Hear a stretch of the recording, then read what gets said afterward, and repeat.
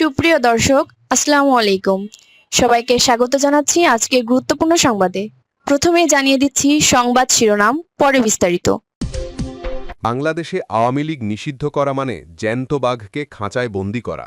সেনাপ্রধান: বন্দি বাঘ যেমন হিংস্র হয়ে ওঠে, তেমনি আওয়ামী লীগও আরও ভয়ঙ্কর রূপে ফিরে আসবে।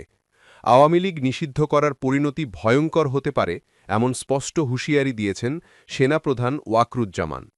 রাজধানী ঢাকায় আওয়ামী লীগের বিশাল সমাবেশ ও মিছিল আয়োজনের খবর ছড়িয়ে পড়লেও তদন্তে এর ভিন্ন চিত্র সামনে এসেছে। অন্যদিকে নির্বাচন বানচালের ষড়যন্ত্র প্রতিহত করার ঘোষণা দিয়েছেন জাতীয় দলের চেয়ারম্যান সৈয়দ এহসানুল হুদা। আর বিএনপি মহাসচিব মির্জা ফখরুল ইসলাম আলমগীর অভিযোগ করেছেন, জামায়াত অহেতুক চাপ সৃষ্টি করছে, যা গণতন্ত্রের জন্য শুভ নয়। গত 5ই আগস্ট দেশের রাজনীতিতে নাটকীয় পরিবর্তন ঘটে। দীর্ঘ 16 বছরের ক্ষমতার অবসান ঘটে শেখ হাসিনার নেতৃত্বাধীন আওয়ামী লীগের। গণরোষের মুখে তিনি দেশ ছেড়ে ভারতে অবস্থান নেন। তারপর থেকেই রাজনৈতিক অস্থিরতা ঘনীভূত হতে থাকে। এ সুযোগে ছাত্র জনতার প্রতিনিধি হিসেবে ক্ষমতায় বসে ড ইউনূস। কিন্তু ক্ষমতা হাতে পাওয়ার পর থেকেই তিনি একের পর এক বিতর্কিত সিদ্ধান্ত নিতে শুরু করেন। সবচেয়ে আলোচিত সিদ্ধান্ত ছিল আওয়ামী লীগের কার্যক্রম নিষিদ্ধ ঘোষণা করা। শুধু তাই নয়, এর অঙ্গ ও সহযোগী সংগঠন ছাত্রলীগ, যুবলীগ সহ একাধিক সংগঠনকেও সরাসরি নিষিদ্ধ করে দেন ইউনূস সরকার। এই সিদ্ধান্তকে অনেকে রাজনীতির অগ্নিস্ফুলিঙ্গ বলে অভিহিত করেছেন। সেনাপ্রধান শুরু থেকেই এই সিদ্ধান্তের বিরোধিতা করেন। বৃহস্পতিবার এক আলোচিত বক্তব্যে তিনি সরাসরি সতর্ক বার্তা দিয়ে বলেন, বাংলাদেশে আওয়ামী লীগ নিষিদ্ধ করা মানে জ্যান্ত বাঘকে খাঁচায় বন্দি করা। বন্দি বাঘ যেমন হিংস্র হয়ে ওঠে, তেমনি আওয়ামী লীগও আরও ভয়ঙ্কর রূপে ফিরে আসবে। আর এই ফেরাটা যত দেরিতে হবে, ততই ভয়াবহ হবে। যারা আজ আওয়ামী লীগ নিষিদ্ধ করছে, তাদেরই কপালে কালো মেঘ জমবে। তিনি আরও বলেন, শেখ হাসিনা এক হাতে তার বাবার হত্যার প্রতিশোধ নিয়েছেন, আরেক হাতে দেশকে উন্নয়নের পথে নিয়ে গেছেন। জামায়াত হেফাজতকে ভেঙে চুরমার করেছেন। সেনাবাহিনীকে শক্ত হাতে নিয়ন্ত্রণ করেছেন। তার এক নির্দেশে পুরো দেশ চলেছে। আপনারা সেই ইতিহাস ভুলে গেছেন কেন? আগুন নিয়ে খেলবেন না। আগুন নিয়ে খেললে সেই আগুনেই পুড়বেন। এদিকে সামাজিক যোগাযোগ মাধ্যমে দাবি উঠেছিল, গত 14ই সেপ্টেম্বর রাজধানীর গুলিস্তানে আওয়ামী লীগের সমর্থনে বিশাল মিছিল হয়েছে। তবে অনুসন্ধানে দেখা যায় এটি ভুয়া তথ্য।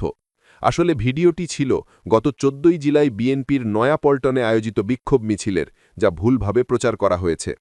ফ্যাক্ট চেক রিপোর্টে প্রমাণিত হয়েছে, আলোচিত ভিডিও গুলিস্তানের নয়, বরং নয়াপল্টনেরই। এমনকি ভিডিওতে দেখা যায় একটি দোকানের সাইনবোর্ড, ফেনী অনুবাদ কেন্দ্র, যা আসলে নয়াপল্টনেই অবস্থিত।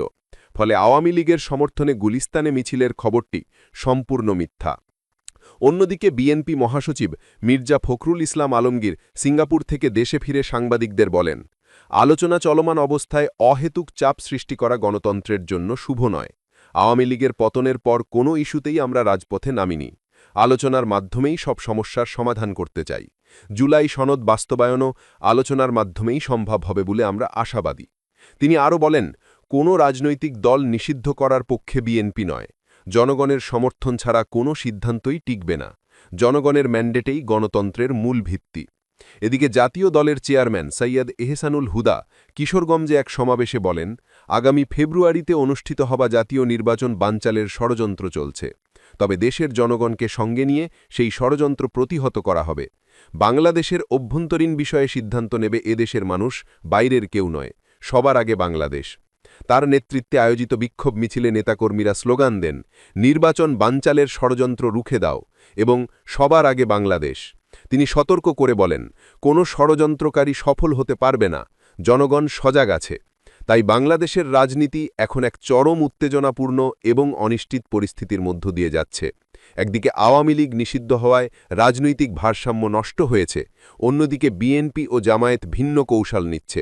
সেনাপ্রধানের সতর্কবাণী রাজনৈতিক মহলে নতুন করে আলোড়ন তুলেছে। প্রিয় দর্শক, এ ধরনের আরও নির্ভরযোগ্য সংবাদ ও বিশ্লেষণ দেখতে আমাদের নতুন চ্যানেলটি সাবস্ক্রাইব করুন। সাবস্ক্রাইব করলে সর্বশেষ খবর, ফ্যাক্ট চেক এবং রাজনৈতিক বিশ্লেষণ সবার আগে পাবেন।